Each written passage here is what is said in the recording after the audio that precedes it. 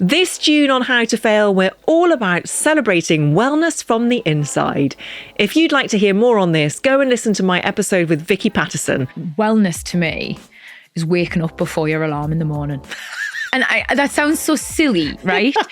But like, I know I'm firing on all cylinders and I'm well and I'm healthy and I'm ticking all the boxes when I wake up before my alarm and I go, no, I'm ready for a day. Brought to you by Arla Lacto Free. Link in the episode description.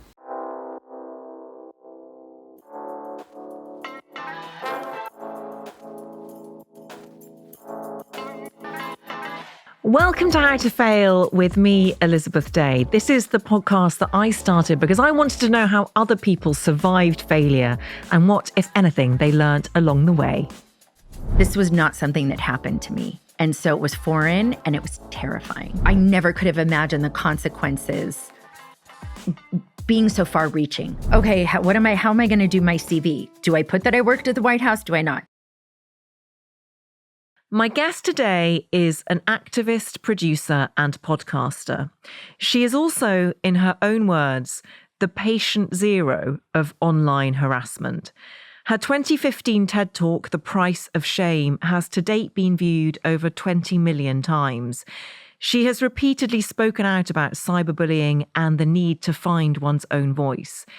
She has a master's degree in psychology from the London School of Economics, where her thesis dealt with the effects of pre-trial publicity on juror impartiality. Her podcast, which launched earlier this year, is called Reclaiming and features interviews with guests in the process of reclaiming their own narratives, just as she was forced to do. Because her name is Monica Lewinsky, and in 1995, at the age of 22, she fell in love with her boss, a man almost 30 years older than she was. Her boss was the then President of the United States, Bill Clinton, and by the age of 24, Lewinsky, a White House intern, had found herself in the eye of a global scandal. She was subjected to a mass public shaming, losing her livelihood, her anonymity, and the future she had once imagined for herself. It is testament, perhaps, to her courage and to her determination that she returned to the public eye at all. Now 51, Lewinsky has garnered a new generation of admirers who, with the advent of social media and shifting cultural tides, have rightly reinterpreted the shocking way she was treated. She's also launched her own production company, Alt-Ending, aiming to platform others whose voices have been silenced. It is an expansive and impressive trajectory. As Lewinsky said in a recent interview, "My life is full of things other than just my past."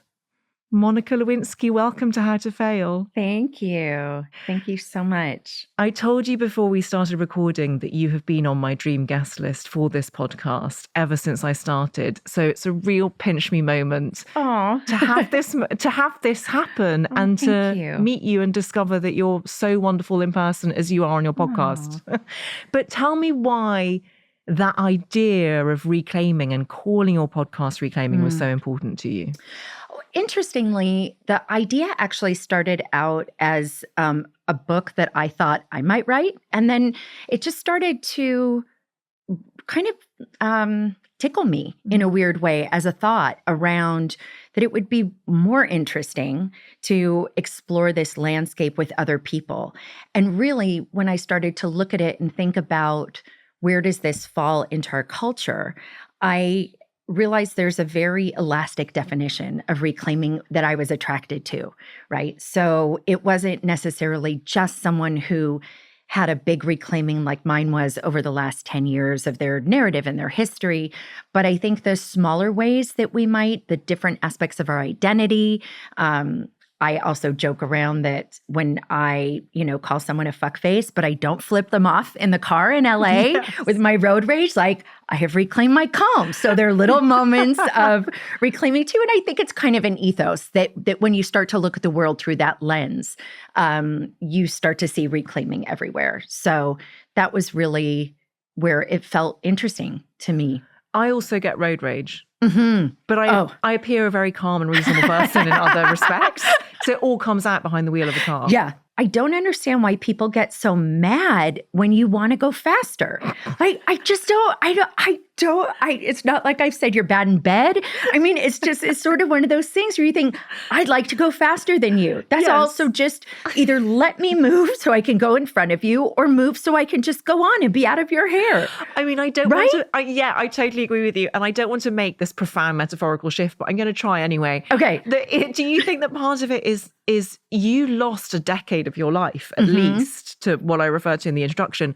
And do you feel now that you're kind of making up for that time, that you don't have time to waste, that you need to go fast? What's interesting to me is there was a long period of my life where I felt exactly that. And I think in the last decade, as things started to change, I, both in my personal work, spiritual, energetic, psychological, psychiatric, all the work, all the things, I started to see, and as my life was shifting, I think in the public arena, and people were seeing me more from my true self and understanding what happened to me through a different lens, I started accepting slowing down. So I began somatic therapy during the pandemic. It's the first time in my life I found myself saying to a practitioner, okay, we have to slow down. Or we're at 40 minutes of the hour session, I'm done. Because I think that there was very much, exactly as you're saying, this feeling of, I have to catch up. I've lost so much time. I have to catch up to my peers. I have to catch up to my dreams. And fortunately for me, turning 50 was really just so much about acceptance, a really nice way. I wanted to ask you about turning 50 because when you turned 40, you wrote this extraordinary piece for Vanity Fair, which I remember reading at the time, which really reset the framework for public perception of you. And turning 50, you've launched this podcast. And I wonder how you feel about your 50s. I'm excited. I never thought, especially not having been married and not having had kids, that were things that I really wanted in my life. And I think very much things that I saw, constructs in a way that I looked at the world, ways that I evaluated people or situations and myself, to just kind of find myself in a place where that all feels okay to me is pretty magical. So it's also really amazing for me to meet a fulfilled, brilliant, creative woman who doesn't have children. So I don't have children either in the biological sense. I know we're both aunts. Yes. And I want to thank you for that, really, because I think that even though it was sort of forced on you, I imagine, by what happened, you're such a role model. I mean, it's aspirational what you present to the rest of us. Thanks. It was not by choice.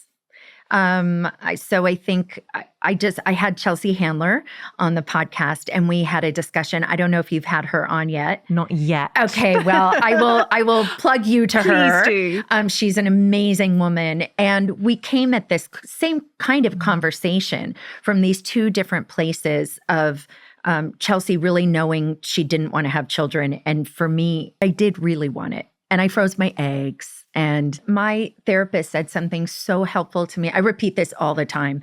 I think there was a small period where I was toying with the idea of, do I have a child on my own? And we had this discussion about regret. And she said it's a mistake to think that making the right decision means you won't have regret. Oh, that's so wise. I don't know if this will make sense, but it's like regret seems to make our decisions binary in some way that, and that's how we define it, right? Like, well, the wrong choice is regret and the right choice, I won't have regret. And that's not accurate at all. I know we're going to get more into this later, but your sense of acceptance more generally, I read absolutely zero bitterness in you. Yeah.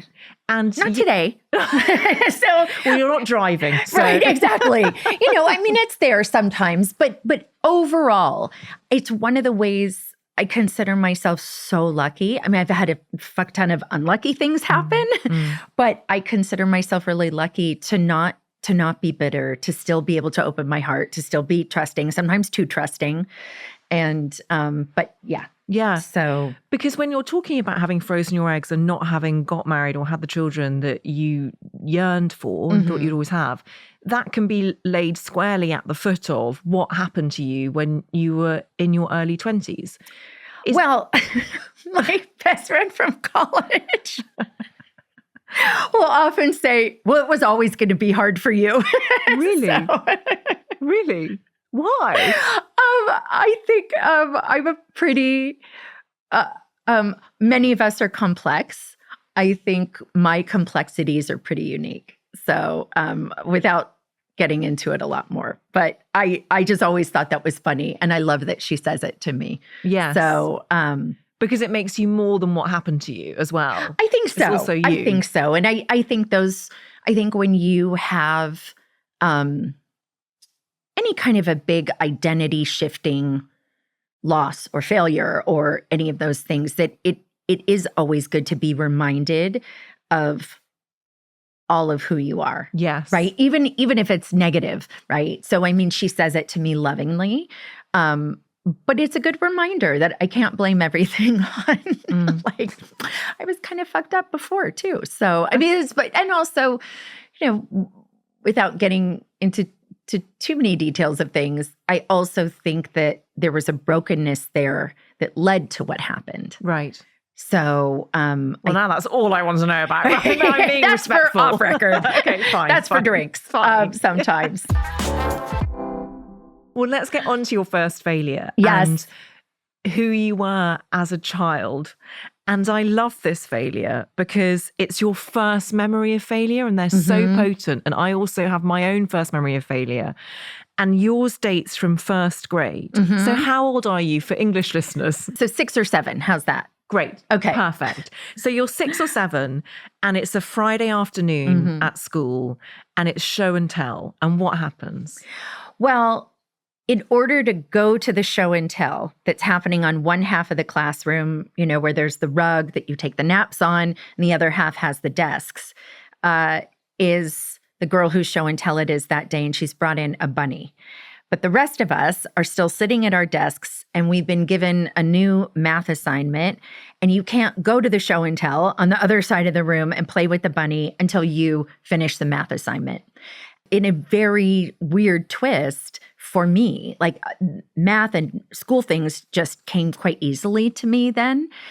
I couldn't figure out the math problems. And so I would answer them. And every time the teacher would come around to kind of check it, she'd be like, nope, that's not it. I couldn't figure it out. And so then I started to panic more and more because it was this spiral of this hasn't happened to me before. I've lost at games, but losing and failure are two different things, right? Yes. And so it really was the first time that I remember this concrete failure because everybody else finished before me. And I think that my anxiety and panic started to grow too, because I had always been able to rely on my intellect. I think to understand the landscape of this story, that it was just this was not something that happened to me. And so it was foreign and it was terrifying. Tell me quickly whether you ever got to cuddle the bunny. I did, but what I couldn't remember was I remember starting to cry eventually. And what I couldn't remember was if I got the math problem finally, or they just finally said it to let me go, which is sort of interesting to me. My guess is it's the latter, because I feel like I might have had a memory of accomplishing something, or I just blocked the whole thing out because it was really traumatic for me. Yeah. Funnily enough, I actually ran into the girl who was there with the bunny randomly at a spa. She looks exactly the same as she did in first grade. And so we had a nice reconnect. I mean, I hadn't seen her since third grade. So, but I think what you're saying is so interesting. And I relate in a certain aspect in that as a child, and probably still now, I didn't have a great deal of self-esteem. But I was good at school, and being good at school became part of my identity. Yeah. It's what I relied on to give me the data that I was lovable. in a way. And obviously it's a conflation of different things. Being academically successful doesn't make you lovable. Right. Spoiler alert, sadly. But I wonder if that resonates with you. Oh, absolutely. I think as I've, one of the interesting things, I guess if you're an introspective person about getting older, is you also have these opportunities to relens early experiences all the way up, right? You learn more things about yourself and you start to see things differently. And so I had a period in second grade where I was very competitive with who my best friend at the time was. And I remember she kept sort of getting better scores. We were like doing some dinosaur thing and you'd get a Jolly Rancher or a smelly sticker, whatever the thing was. And I stole the answer book from the classroom and took it home so that I could, so it was like making me emotional. I feel it, so that I could get, and it wasn't so much that I wanted to beat her. I just wanted to be, it was like perfect. It was some version of perfect. And of course, I look back now and I wonder, there are a bunch of things for me from my earlier years that I know problematic things happen and I don't know what they were. And so I look at that time period or even back to first grade and I think, well, maybe something was happening around that. And so that it was really more of a telltale sign that there was a problem.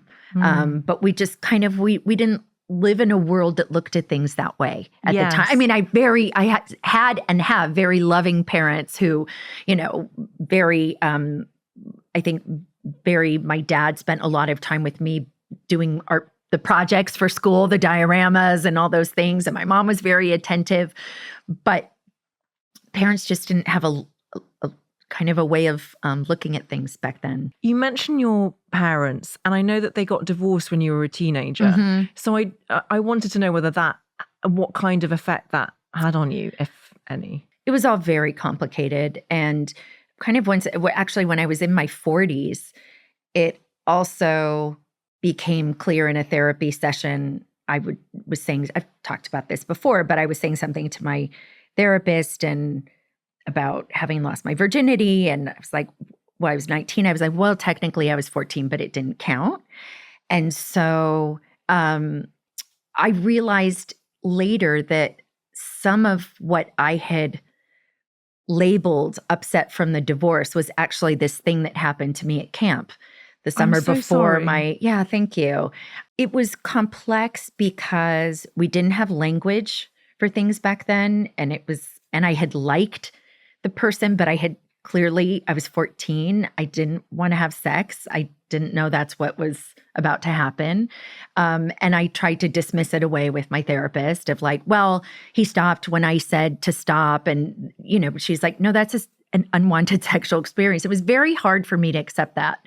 And so yeah, the divorce was not an easy thing. I don't think it's easy for anybody, but it also was necessary. Thank you so much for sharing that, which, I mean, I know so many people will feel seen by what you have been courageous enough to talk about just there. Oh, thanks. And I just want to reach out to 14-year-old Monica and give her a hug because that was so much for you to go through. Yeah. Your intellect got you to achieve academically and you ended up as a White House intern, which brings us on to your second failure. But before we get onto it, I just want to say that I am really aware that you have had to talk about this so much. And I wanted to check in with you about how that felt for you. Even the fact that I write an introduction and it's mentioned in it, and you're so much more than that. And I just want to see how you are about it. Yeah, it's such an interesting thing because it's been, I think, 27 years now. And it feels different. It means different things. It's has less energy around it for me now.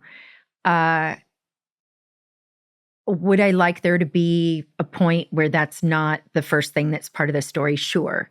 And there's also an acceptance of, that's so much of the work I had to do I think in the deeper healing work I did of recognizing I couldn't run away from what happened. I had to integrate it.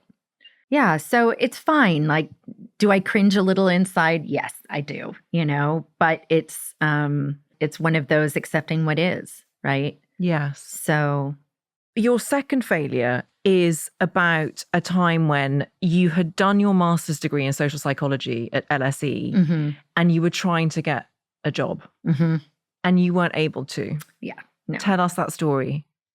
In the first few years after 98, I felt like I didn't have a choice but to lean into being a public person. It just became really clear started around 2003, really clear 2004, this wasn't going well. I think going to graduate school really felt like I was going to be turning the page on this public life. I was going to have this degree. It was going to be a scaffolding upon which I could kind of hang a new identity. And when I got out of graduate school and started to job hunt, it just became clearer and clearer how hard that was going to be. I remember somebody asking me well, if you were a brand, what brand would you be? And at the time, it just felt like it was not intended to be a complicated question or anything that would sort of incite panic in me, but it did because it just felt really loaded. And it was a totally appropriate question to have asked me. I was looking to go into marketing and advertising and branding. So that makes sense. But I found, so it was from that, I found there were particularly some of the nonprofit places that I interviewed one place asked me if I could get a letter of indemnification from the Clintons because they were worried that if Hillary had won in 2000, because she was running to be the candidate, this was in 2006 and 7, before Barack Obama became our candidate and then our president, there was concern that if she won, that they would lose their funding. And so that there would be like some sort of backlash that way. So it just became more and more complicated and more obvious that a traditional job was not going to be an option for me. And that was terrifying. And it was kind of an epic failure that in a weird way felt not of my own making in some sense, if that like most of the time, I think the failures that I think about are kind of were direct result of something I did. And while, yes, obviously I made bad choices, and I just think I never could have imagined the consequences being so far reaching. We were now 10 years out from what had happened. Yeah.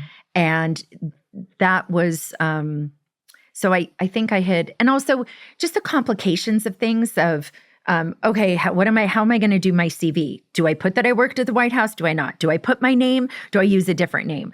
Well, if I use a different name, what happens when I walk in for the interview and the person's sitting there going, I don't know, Cheryl Smith sure looks a lot like Monica Lewinsky.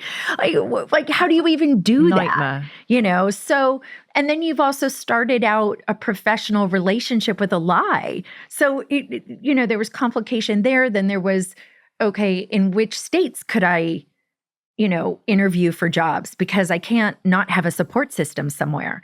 That wouldn't work to do kind of what I did when I went to college. I moved to Portland, Oregon. I didn't have a support system there, but that was fine. I wouldn't be able to do that post 98. So, and sorry, you wouldn't be able to do it because you felt so fragile. I think the fragility was certainly a part of it, but it was also, there were times where something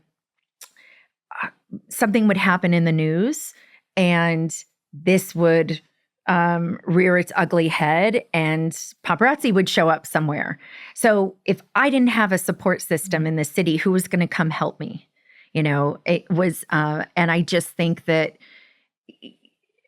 for me, the way I became a public person and was a public person, I was just more vulnerable. I didn't have the resources. Most people who end up with a level of name recognition that I had at that time have an enormous amount of resources, an enormous amount of people around them to help with the complications of not being anonymous. Yes. And choose it. They choose the fame and you did not. Mm-hmm.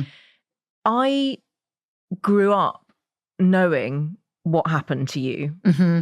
And it was impossible not to, because the media landscape was such that there was such an obsession with you, Monica, not with President Clinton, 27 years older than you. Mm-hmm. It was with you. And I heard an interview where you said the Washington Post printed 127 articles about you in the first 10 days. Yeah. After this came out. Yeah. Google, about the scandal and yeah. Google had just launched, the web traffic doubled overnight. Right. That was when the Starr report came out. Right. Yeah. So, I mean, it's all part of the same thing, right? It's so hard to remember a time when a story could have legs for almost a year or over a year practically. I mean, now there were new things that kept happening, right? There was an ongoing trial and then the Starr report came out 8 months later, 9 months later, whatever it was. But it was this ongoing onslaught. And the media was not kind. No. I do not know how you got through it. I don't either. I think that, I come from a long line of very strong women who have faced adversity in myriad ways. And I think, my therapist will say sometimes that, the very things that help me, that I learned how to do as a child, that then helped me survive 98, are also some of the things that wreak havoc for me in present time. Mm-hmm. But I think that, I think being able to dissociate, being able to sort of check out helped at times. And I had an extraordinary family, who was supportive. And I think that had my family not stood by me, and it would have been, I wouldn't have been able to survive on many levels. You described it then as falling in love with someone who just so happened to be the most powerful free leader of the Western world. Do you still categorize it as love? It was 22 to 24-year-old young woman's love. Yes. So, I mean, but I think probably everybody can relate to this, that the way we see love evolves with every relationship we have. It's sort of, I don't think I know one person who has said, oh, this relationship I'm in now, this love that I'm in now, this is so much lesser than this one from 10 years ago, because we change as people and we evolve. And every time we fall in love, it changes us anyway, and the person, so those things. So I see what happened. I see it as something different.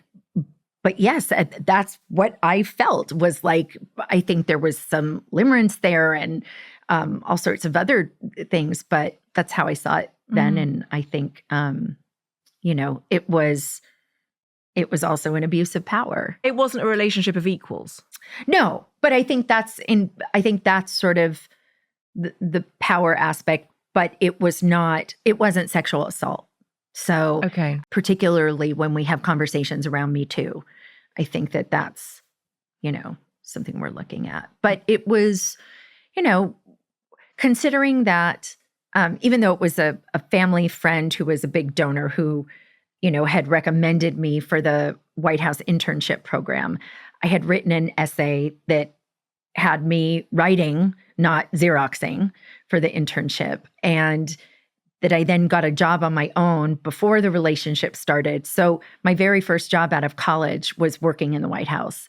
So I don't think that that's the kind of trajectory that someone thinks then, 10, 12 years later, that person's not going to be able to get hired. No. So, and then I worked in the Pentagon as well and traveled the world with my boss, who is the Pentagon spokesman. And we traveled with the Secretary of Defense. And, it was, I think there was, I'm by no means a genius, by no means going to be the cream of the crop, but I wasn't a bimbo. I wasn't a dumb bimbo. Yeah. So like I was portrayed to be, and that was a big struggle for me to deal with that. And you were often portrayed as that by other women.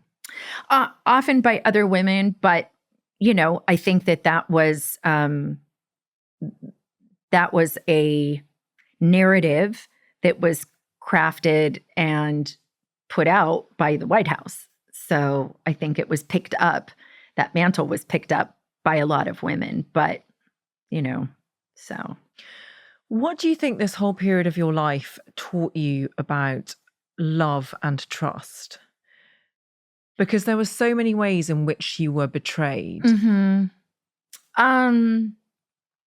I think that I think they were very deep wounds, and they're both were really intertwined from that whole period. And it's something that I still work on, I think we've been having these kinds of conversations publicly more, but with the somatic therapy, it's bringing in, my nervous system and my body and listening to my body and trying to reconnect in different ways,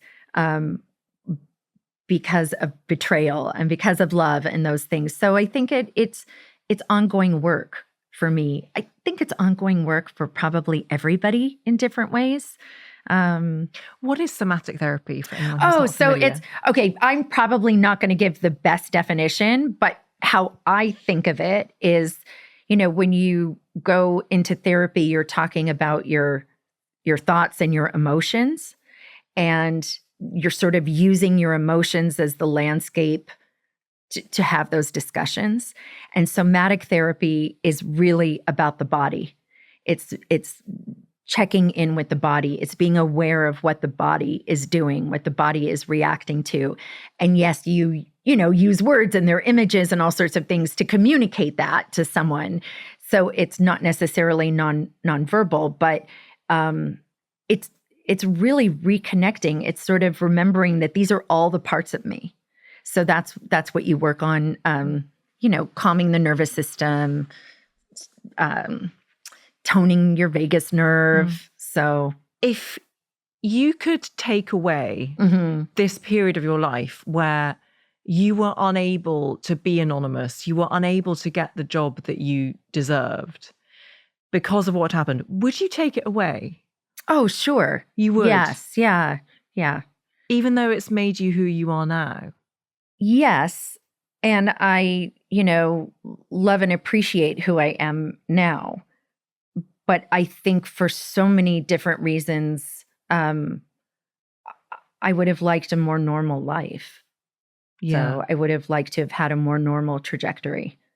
So decade of lying low and a decade of what sounds like healing. Well, I think those two were one and the same. Yes. So, and then the last decade has really been the reclaiming. But I think the decade before was part of the preparation. And that's one of the things that I love about reclaiming too, is that it encompasses all of these things, that to have something, like, right, definitionally, you get back something that was lost or taken from you. But so you have something, you lose it, you go through the grief of the loss, you have to be resilient, you eventually have to heal. You usually have some kind of strategy and perseverance, and ultimately you triumph, So, but I think that decade was preparing me to be able to reclaim. Yes. So well put. Oh. You mentioned karmic, like something karmically earlier on. And I wonder how much you believe that we live several lifetimes and You do. So do Oh, I. yeah. Okay, Yeah. great. Several lifetime. I believe different dimension. I'm like, the multiverse is real. I loved the movie Arrival with Amy Adams, and really where so much of the film was talking about time being circular. So that's very much something, I don't put into practice enough, but I 100% believe. So I wonder if I could ask you the final question on this failure. Whether you feel that in this multiverse of dimensional time, that part of your purpose in this specific lifetime that we're talking about right now, right here in this podcast studio, is to have traveled this path so that you can speak in this way for others. I think there is part of me, like a higher version of myself, that has worked to try to accept that more and more, because this has ended up being part of my lot in life. And I have had the privilege of being able to see how I can use my pain to sort of serve a purpose and to help ease other people's pain, which is, it's not something I ever thought I'd be able to do. And it's very rewarding. So I see that. I don't know at the end of my life, I don't know where I'll fall in thinking about it all that way. Your final failure, going back in time, because this dates from 1999 when you launched a handbag company. And the bags were called, what were they called?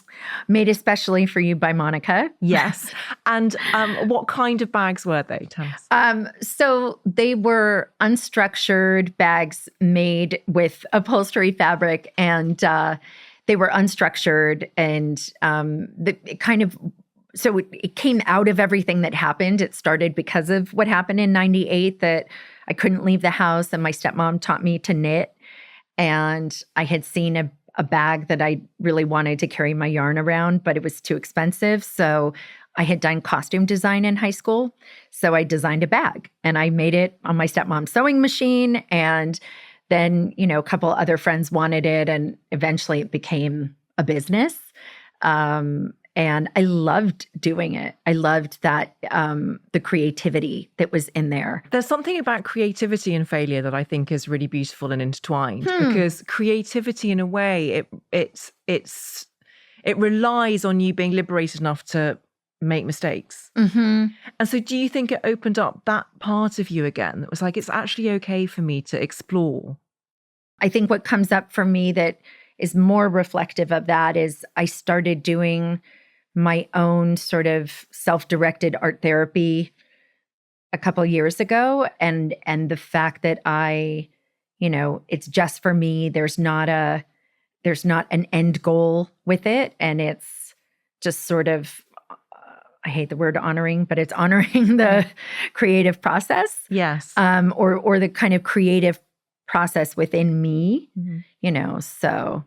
I don't know if you know this, but there's a whole corner of the internet devoted to how great your bags are and how they deserve a reinterpretation. And they're being sold on eBay and stuff. Oh my gosh. Yeah. Oh, wow. And they're great. Oh, thank you. I will tell you this. They are sturdy motherfuckers. They are really a bit like sturdy. Their creator. Yes, exactly. But they're, I think that's the benefit of upholstery fabric and having, a kind of fabric story on the inside and one on the outside. It's a very sturdy bag.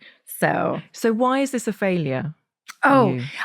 Because the beginning launch went well, and then Henry Bendel's wanted the bags, and we had an amazing launch there that was a very much, you were saying before, a pinch me moment, was pretty magical. And ultimately, my partners and I had very different visions on how to grow the business.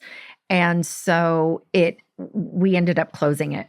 And so it was a failure, to me, to close a company was not by choice, so it was heartbreaking.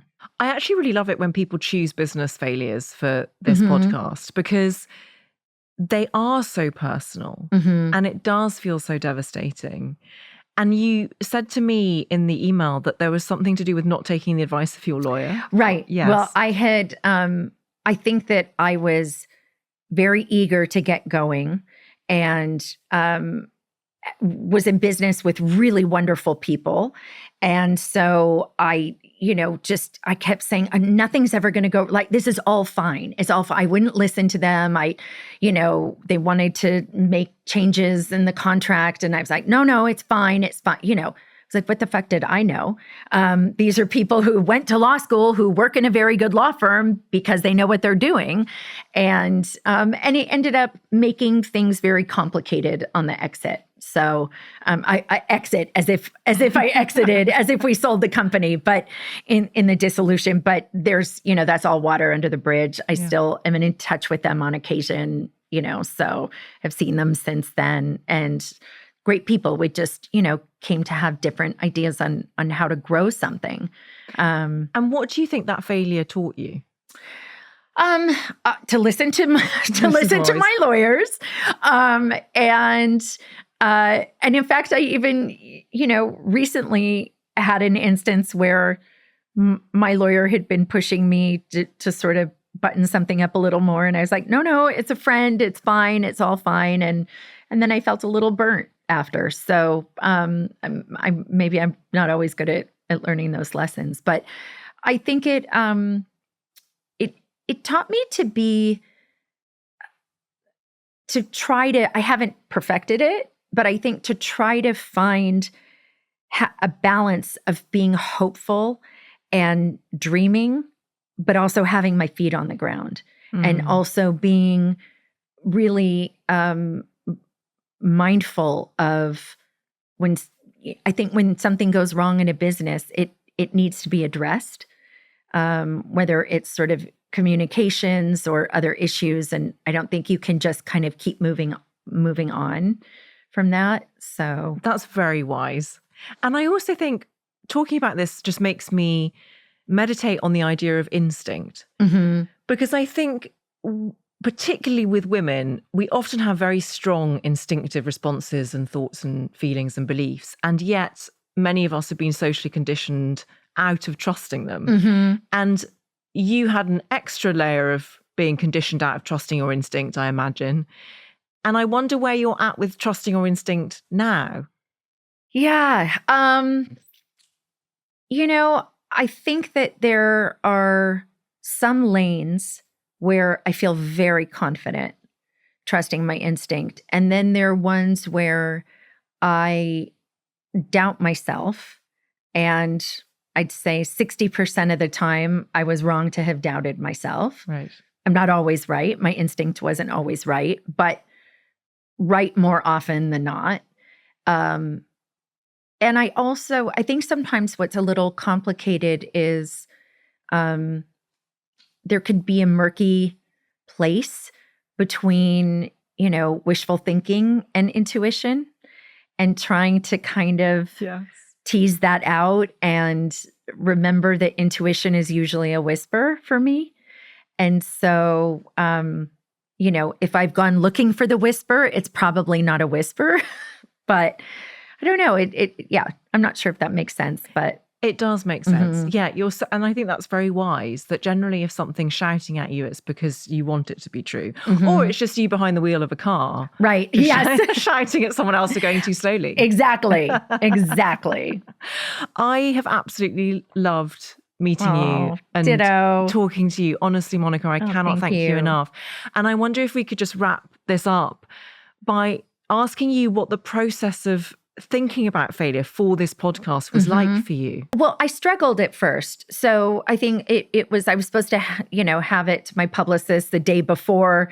And I emailed her and I was like, I'm having trouble coming up with things. So this is going to have to be tomorrow. And I felt a little more clear-headed, and it was, then the failures just kept rolling. So it was failures, a disappointment, and has consequences to it that can be really painful and challenging, but sort of like making mistakes and apologize. I kind of get that that's part of life, but I do always want the A+. So yes. I hear you. I really do. And I'm going to give you an A+. Oh, thank you. For this episode of How to Fail. Thank you. I'm going to give you A+ and a metaphorical white bunny. Yes. Monica Lewinsky, thank you so much for coming on How to Fail. Thank you so much, Elizabeth. Thank you. Thanks so much for listening and watching. This June on How to Fail, we're all about celebrating wellness from the inside. If you'd like to hear more on this, go and listen to my episode with Vicky Patterson, brought to you by Arla Lacto Free. The link is in the episode description. Please do follow How to Fail to get new episodes as they land on Apple Podcasts, Spotify, Amazon Music, or wherever you get your podcasts. Please tell all your friends. This is an Elizabeth Day and Sony Music Entertainment original podcast. Thank you so much for listening.